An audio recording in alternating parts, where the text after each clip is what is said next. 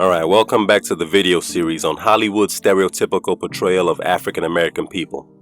We're going to start the video series with an analysis of the Magical Negro stereotype. But once again, don't forget to like, share, and subscribe for the latest videos. Alright, let's get to it.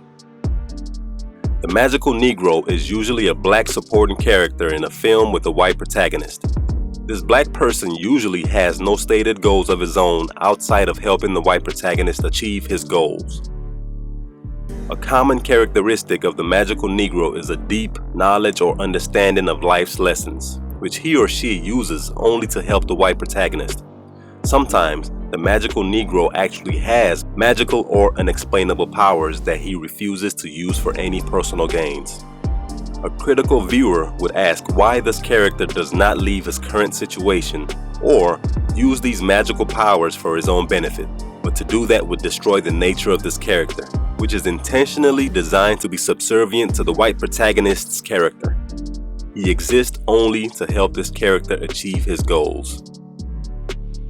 No matter how wise or powerful the Magical Negro might be, his destiny, path, or desires are always tied to the success of the white protagonist of the story.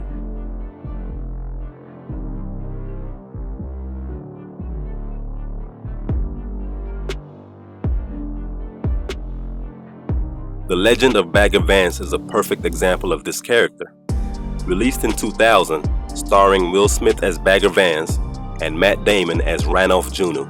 One would think the movie is about Will Smith's character, but judging by the title, one would be wrong because Bagger Vance was just a plot device of the story.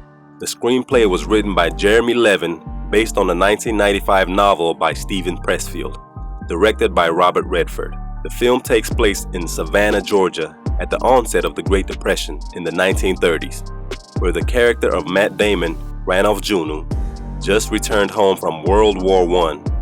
Prior to joining the Army, Ranulph Jr. was a rising golf star with a promising future, but the war left him with PTSD after his whole unit was killed.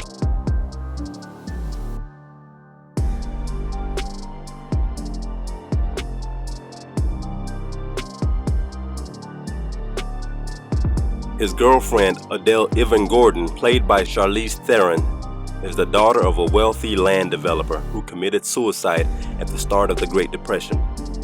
Her goal in the movie was to save her father's property from being sold, so she came up with the idea to hold the greatest exhibition match ever held on the greatest golf course ever built, which was her father's golf resort, of course.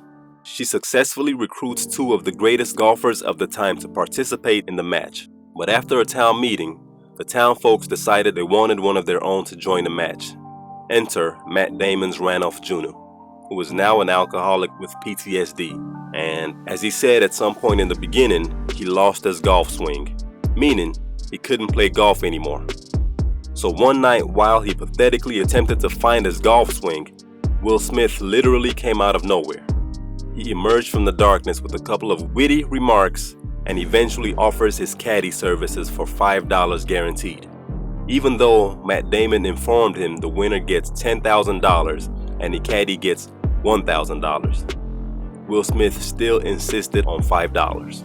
Putting aside how ridiculous this $5 concept sounds, we'll come back to that.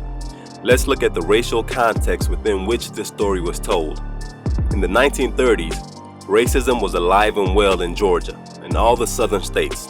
Lynchings were common during that time, and racial segregation was legal on paper up until the Civil Rights Act of 1964. So the fact that Bagger Vance just walked up onto Ranulph Jr.'s property with impunity is historically misleading. On a side note, there are lots of movies like this that attempt to tell a somewhat historical story, set during the American segregation era, where there is no attempt at any historical accuracy. There is always a white character that's set up to be against the system of segregation, which plays into another stereotype known as the white hero or white savior. This will be analyzed in another video. But getting back to the $5 service, this puts Will Smith's character on somewhat of a higher moral ground, not concerned about material gain, but more interested in life's higher lessons. On the surface, it gives his character moral authority, but the overall story does not emphasize the greatness of Bagger Vance. We only see his greatness and how much of a positive change he makes in Matt Damon's life.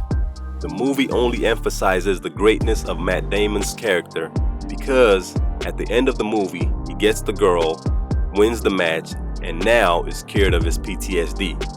The crowd cheers him on while Bagger Vance collects his $5 and returns into the darkness. I mean, seriously, where is he going? Alright, returning to the story.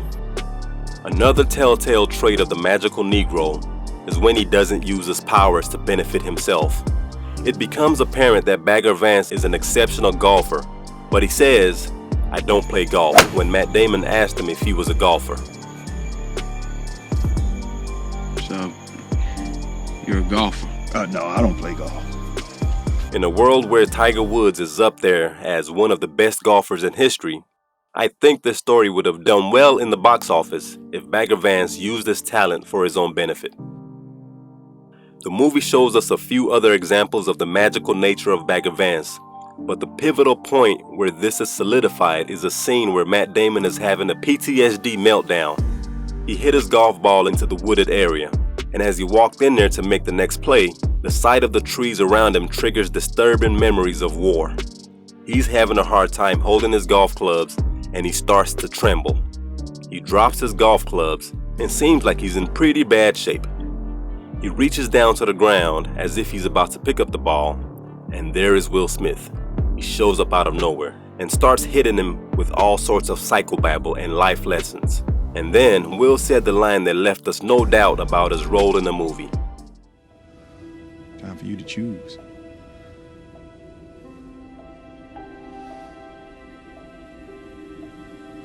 I can't. Yes, you can. But you ain't alone. I'm right here with you. I've been here all along. After this, Juno is psyched up and ready to go. There is no looking back. At the end of the movie, Bagger Vance walks off into the sunset as Juno wins the exhibition match. It might not have been intentional, but this last dance move or shuffle Will Smith does was eerily similar to those done by minstrel shows which made black people the subject of their jokes around that time.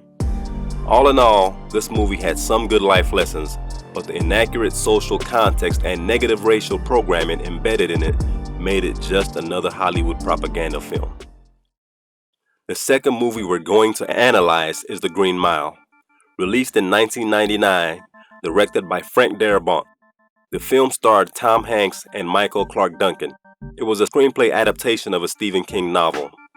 Like The Legend of Bagger Vance, this movie was a tutorial on how to be a magical Negro.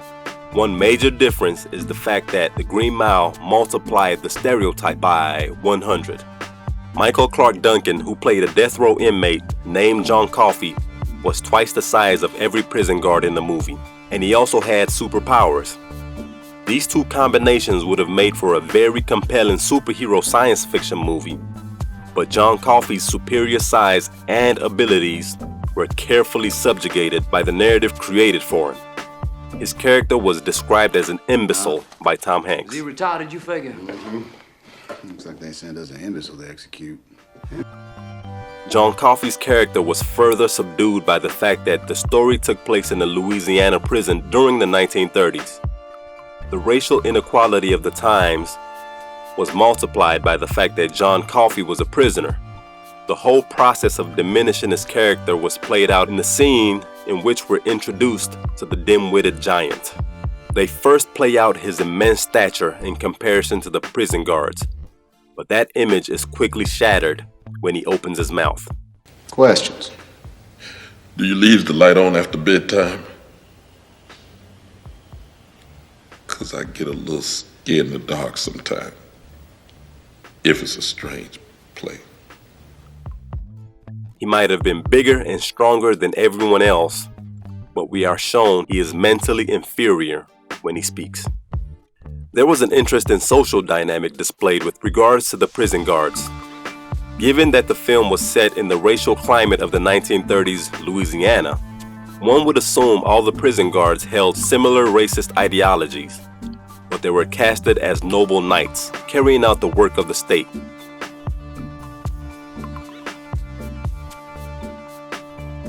in contrast to Percy Wetmore, who embodied everything one would imagine the racist South was like during those times.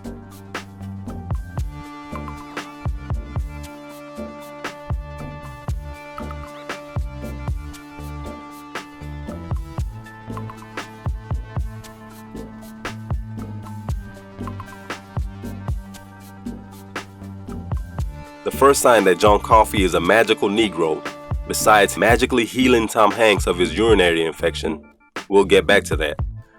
The first major sign, as far as the timeline of the story, is that his defense attorney, Bert Hammersmith, played by Gary Sinise, literally said he dropped out of the sky. Man, his size and color to boot can't be that hard to trace.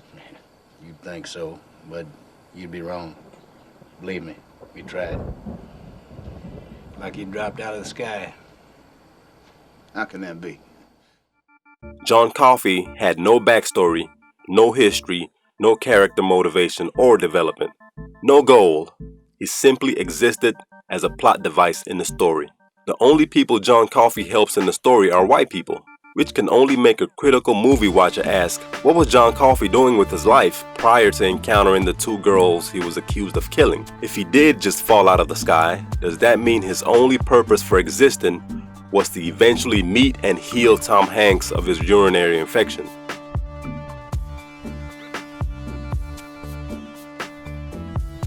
With just enough time to save Melinda Moores before being executed. Which actually makes the story much worse because we are indirectly told Paul Edgecombe's life and groin are more important than John Coffey's life.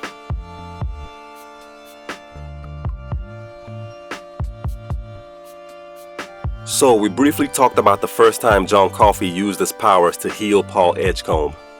But more importantly, it seems John's powers went beyond just healing. He showed signs of precognition, telepathy, and some control of electricity.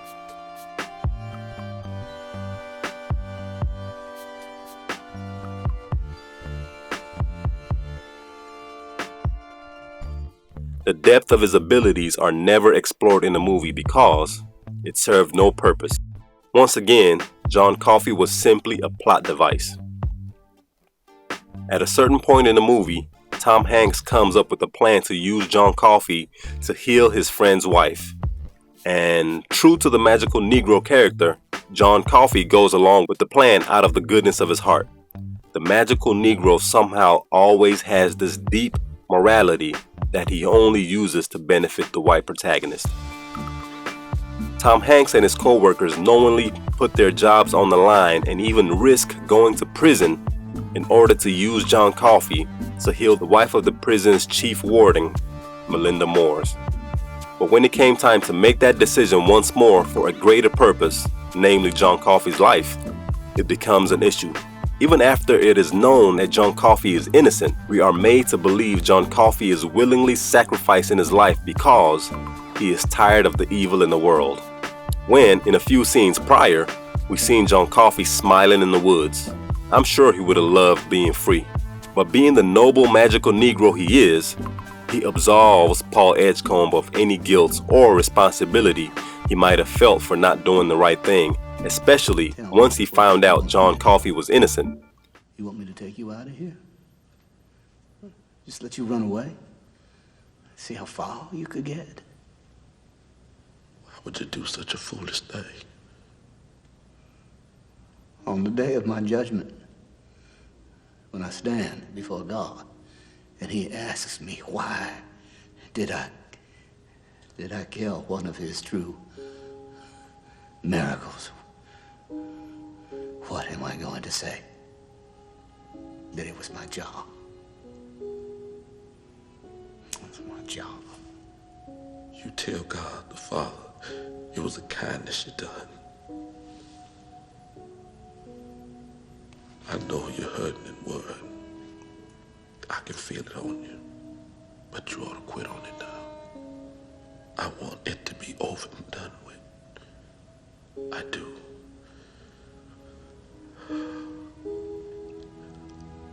I'm tired, boss. Tired of being on the road, lonely as a sparrow in the rain. I'm tired of never having me a buddy to be with, to tell me where we's going to, coming from, or why. Mostly I'm tired of people being ugly to each other.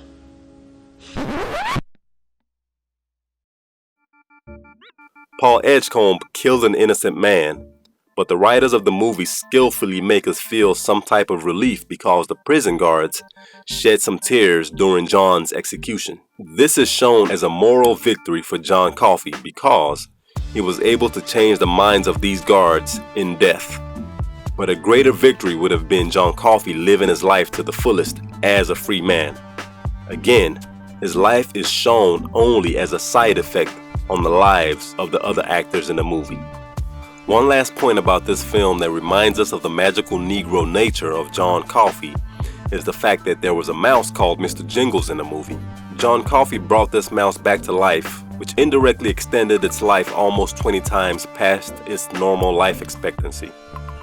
Paul Edgecombe's life is also extended by John. As we found out, Paul was 108 at the end of the movie, and we are led to believe that he could possibly live longer. With Paul stating this long life was his curse or sort of punishment for letting John Coffey sit in the electric chair. So let's just think about that for a second. Imagine if John Coffey had the power to make someone live longer. Imagine what he could have done for himself. It just further diminishes his character and places that inferior thought into the collective subconscious of African Americans watching the movie. We are told that as great as John Coffey was, his life only meant something when it was of service to the white characters in the story.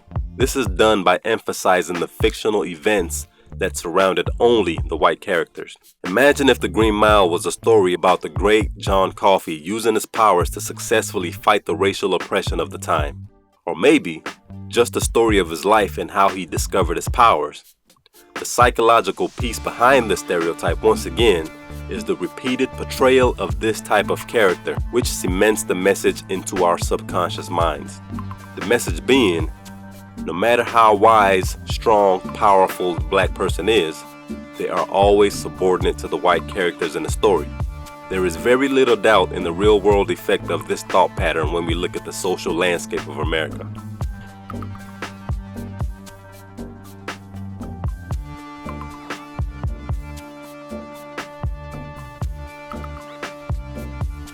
We see many variations of this character in Hollywood movies, like Lucius Fox in Batman Begins, God in Bruce Almighty, Harry Mitchell in The Adjustment Bureau, Morpheus in The Matrix, Will Smith in Hitch, Bishop in Waiting, Oda Mae Brown in Ghost, and many, many, many more like this.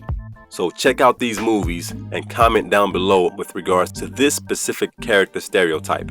And once again, like and subscribe for more videos we have coming in the future. Thank you.